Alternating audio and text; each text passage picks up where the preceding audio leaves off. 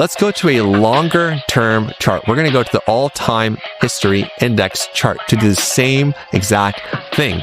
But now we're going to go back to the previous bull market that we had over here. The reason why I'm switching, I'll show you in a second. So again, we're going to identify the high, and the high was right here. The exact day was November 9th, 2021. Oh, nope, sorry, November 10th, 2021. So the high on this index was $68,997.75. It says so right there. Then we're going to zoom out, and then we're going to identify the Pico bottom. We want to find the ultimate bottom after the market crashes. We always want to go off of the top to the drop, as I like to say.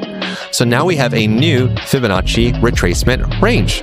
We can see the price fell all the way down here to 15K from 69K. We can see target levels where the price ran into support and resistance. Once it finally retraced, now we're looking at some resistance levels up here. So we've already run it to our 272. Now this is very different from the previous example. I'm going to go ahead and just put this here so I can compare the two. If we go back to the previous market over here, we saw the price shoot right above the 272 and go straight up to the 618. Looking at our current market, that's not the case. We're not going to see the exact same performance every single time. But what we are clearly seeing is that Bitcoin has respected this level. Now, I understand it's not hitting this level and hitting it perfectly on the nose and falling back down. Yes, I understand that it did not retrace fully back down to this $69,000 price point. I get it. That's fine.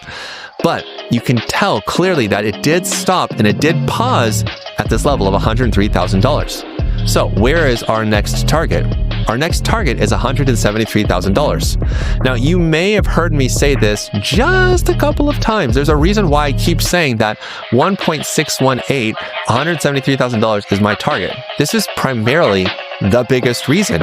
And the biggest reason for this is because we've seen not just the 2017 market, but we've also seen the 2015 market respect Fibonacci levels, rather extension levels as well. But I actually want to break it down even deeper to look at other metrics like I mentioned before, looking at RSI and volume.